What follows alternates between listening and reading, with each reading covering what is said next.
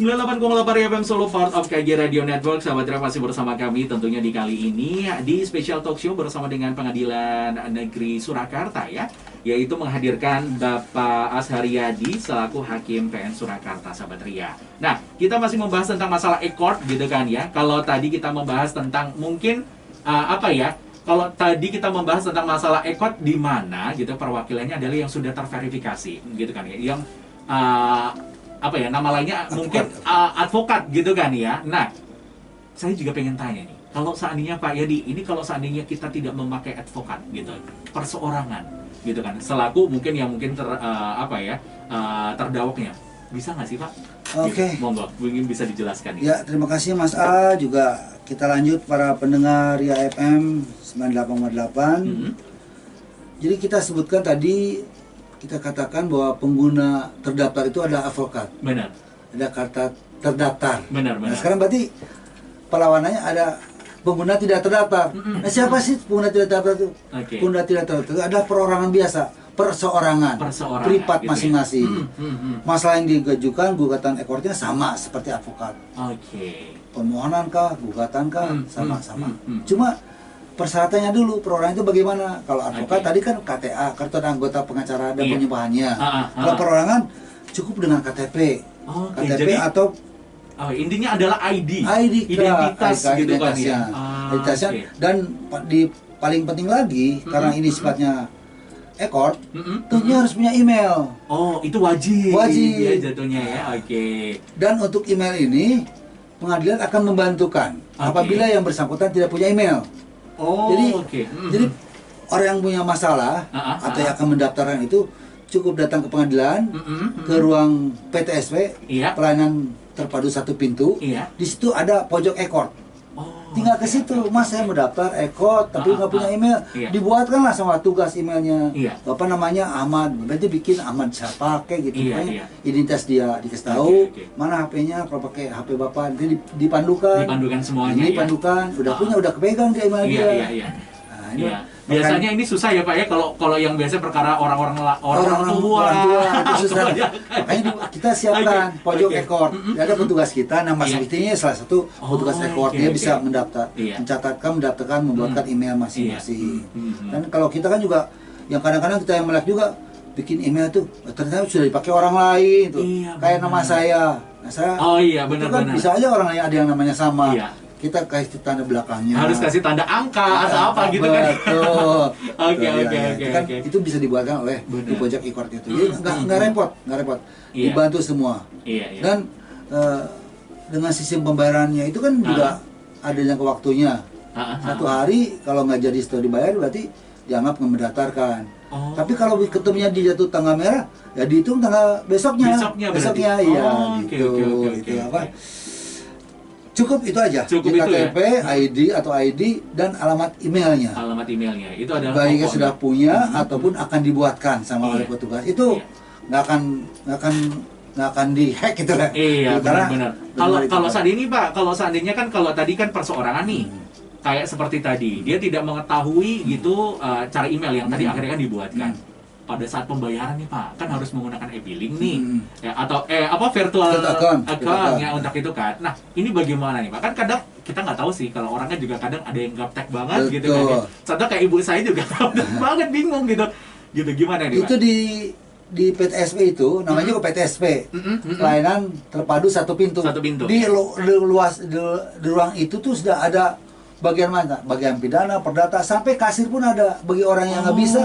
Daftar ke situ aja, ke kasir. Jadi bisa langsung ke situ pun. Nanti kasirnya ya akan mengisi di virtual account. Ada taruh dari banknya, gitu Pak.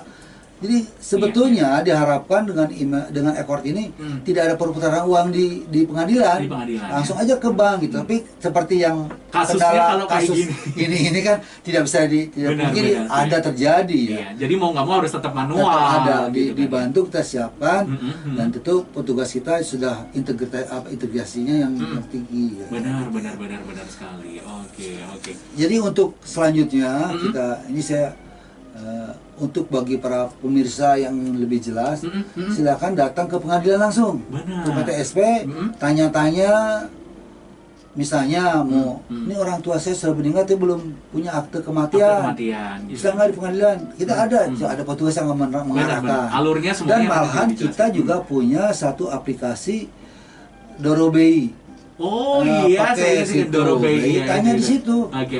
Apa butuh ini dijawab. Bisa kita di situ. Jadi nggak usah datang pun bisa sebetulnya. Masuk ke webnya pengadilan. Apa yang mau dibutuhkan, tanya di klik itu ada. Pidana, perdata, permohonan, tanya yang lainnya juga ada. Jadi pengadilan Surakarta sudah melayani, udah komplit semua karena memang dari dari infrastrukturnya memang sudah dipersiapkan. Betul. Gitu kan ya. Iya. Oke, luar biasa sekali ternyata. Oke. Nah, Pak, ini manfaat tadi kan kita juga sudah gitu kan, bahwasanya juga menghemat waktu pastinya gitu kan ya. Terutamanya sih dari hakimnya juga lebih enak gitu kan ya, karena memang tidak sampai ke distract yang lain hal gitu kan ya. Terus abis itu pun juga dari termohon ataupun juga tergugatnya pun juga sama-sama enak, tidak harus datang, mungkin dia sedang ada urusan di luar kota gitu kan. Itu yang kadang rada susah nih Pak, biasanya kan kayak gitu kan. Oke. Terus abis itu juga kan secara tadi kita juga belum tahu nih Pak, masalah e-billingnya. Start from-nya biasanya dari berapa sih Pak kalau untuk dari Accord ini? Kita yang ambil yang terendah dulu aja. Terendah, maksudnya dari rendah dulu sampai yang biasanya paling mahal itu berapa gitu? Permohonan itu biasanya saya lihat dari SKUM surat kuasa untuk membayar itu. Iya. Itu di 169.000. 169.000. Itu baru registrasi atau semuanya Pak? Udah semuanya itu dengan sidang itu, dengan sama yang putusan itu. Oke. Jadi saya pikir baru pendaftaran itu. Udah semua itu. Udah semuanya berarti ya. Itu pendaftaran, pemanggilan sidang, redaksional, biaya materai, sudah itu semua. Udah masuk. Kalau permohonan itu seperti ganti nama, akte kematian, 169.000 sudah bisa ya. Sudah bisa selesai putusan. Malahan di Accord ini pengguna terdaftar atau pengguna lainnya diminta nomor rekening. Kalau yang didaftar itu masih lebih. Jadi langsung dikirim ke nomor rekeningnya. Jadi nanti tinggal dikasih pemberitahuan aja gitu kan ya. Nanti di putusan itu ada kebiaya perkara nih. Nah, dia akan bandingkan dengan SKUM-nya dia. Kalau SKUM saya 169, biaya di sini habis 144.000. Berarti masih ada nih. 25.000. Nanti nggak usah ditagih, nanti akan masuk ke rekening itu. Gitu. Jadi semua semakin mudah, nggak harus datang untuk mengembalikan ya. Jadi benar-benar nanti kalau memang meninggalkan nomor rekening kan nanti langsung saja, kalau kelebihan pasti diminta itu syarat. Nomor rekening itu diminta persyaratan itu ya. Jadi selain ID, email, nomor rekening. Bukan untuk membayar kita, kalau ada kelebihan dikembalikan ke situ gitu Mas Arya. Enak banget. Benar. Jadi udah nggak usah pusing gitu ya. Kita pun juga sebagai orang yang mungkin berperkara gitu kan, semakin mudah gitu, dan juga untuk membantu para petugas yang ada di pengadilan pun juga semakin mudah. Betul, karena berperkara itu satu, dia punya beban permasalahan. Kedua, dia akan lebih tidak nyaman lagi kalau menunggu. Karena dipanggil kita panggil tuh kalau panggilan tuh jam 9 biasanya. Karena perkara banyak, nggak ketemu tanggal jam 9. Nunggu itu stres jadinya kan. Meskipun kita sediakan di pengadilan itu ada pojok baca, arena bermain anak ada di pengadilan itu, kita ini ada.